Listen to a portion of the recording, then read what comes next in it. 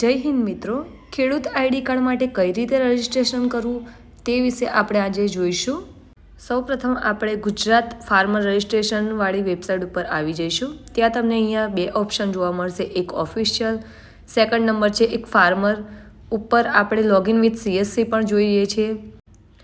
જે CSC through આ registration કરતા હોય તે CSCમાં લોગિન કરશે, અને જો તમે એઝ અ ફાર્મર રજિસ્ટ્રેશન કરતા હોય સેલ્ફ, તો ક્રિએટ અ ન્યૂ અકાઉન્ટ ઉપર ક્લિક કરીશું. અહીંયા તમારે તમારો આધાર કાર્ડ નંબર ટાઈપ કરવાનો રહેશે. ત્યારબાદ આપણે નેક્સ્ટ ઉપર ક્લિક કરીશું. આધાર કાર્ડમાં મોબાઈલ નંબર અપડેટ જરૂરથી હોવો જોઈએ. હવે અહીંયા OTP આવશે. OTP એડ કરતાં જ આપણે નેક્સ્ટ ઉપર ક્લિક કરીશું.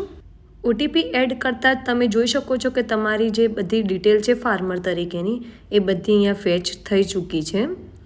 હવે અહીંયા આપણે વેરિફિકેશન KYC કરવાનું રહેશે. એડ મોબાઈલ નંબરમાં જઈને તમારે તમારો મોબાઈલ નંબર એડ કરીને ફરીથી OTP જનરેટ થશે.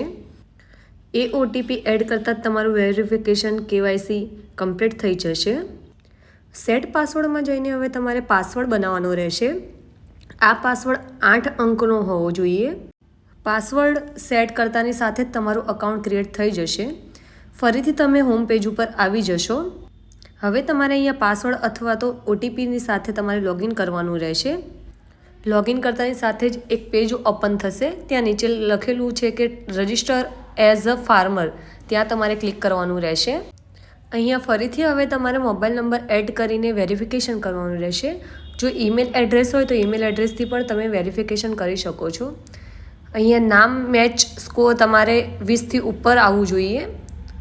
બધી જ ડિટેલ ઓટોમેટિક આવી જશે, પરંતુ તમારે અહીંયા કેટેગરીમાં જઈને કેટેગરી સિલેક્ટ કરવાની રહેશે.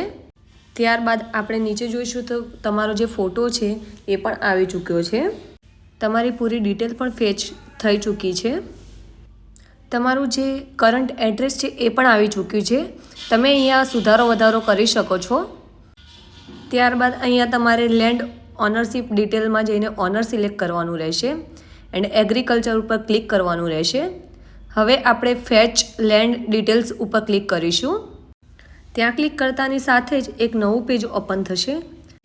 જે ગામમાં જે જગ્યાએ તમારી જમીન છે ત્યાંને તમારે અહીંયા ડિટેલ એડ કરવાની રહેશે. ડિસ્ટ્રિક્શન, સબ ડિસ્ટ્રિક્શન, વિલેજ, દરેક વસ્તુની ડિટેલ તમારે એડ કરવાની રહેશે.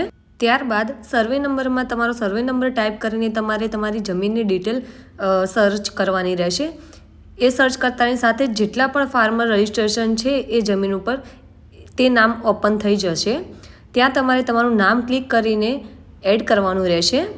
જે પણ વ્યક્તિનું રજિસ્ટ્રેશન કરવાનું છે તે જ વ્યક્તિના નામ ઉપર ક્લિક કરવાનું રહેશે. હવે આપણે સ્ક્રોલ ડાઉન કરીને નીચે આવી જઈશું. ત્યારબાદ ફરીથી એગ્રીકલ્ચર ઉપર ક્લિક કરીશું. ત્યારબાદ દરેક ટિક બોક્સમાં જઈને આપણે ટિક કરીને સેવ કરીશું. સેવ કર્યા બાદ એક નવું પેજ આવશે, જ્યાં તમારે આધાર OTP અથવા તો વર્ચ્યુઅલ ID અથવા તો UID દ્વારા તમે OTP વેરિફિકેશન કરી શકો છો. તો આપણે અહીંયા આધાર કાર્ડ નંબર એડ કરીને OTP વેરિફિકેશન કરીશું. OTP વેરિફિકેશન કરતાની સાથે તમારું જે ID રજિસ્ટ્રેશન પ્રોસેસ છે એ કમ્પ્લીટ થઈ જશે. હવે અહીંયા તમે ડાઉનલોડ PDFમાં જઈને તમારી જે PDF છે એ ડાઉનલોડ કરી શકો છો. આ રજિસ્ટ્રેશન બાદ થોડા જ દિવસમાં તમારું જે કાર્ડ છે એ જનરેટ થઈને આવી જશે. તો આ રીતે તમે સેલ્ફ રજિસ્ટ્રેશન કરી શકો છો. ફાર્મર તરીકે પોતે જાતે જ ઘરે બેઠા મોબાઈલ યા તો કોમ્પ્યુટર થ્રુ તમે તમારું રજિસ્ટ્રેશન કરી શકો છો.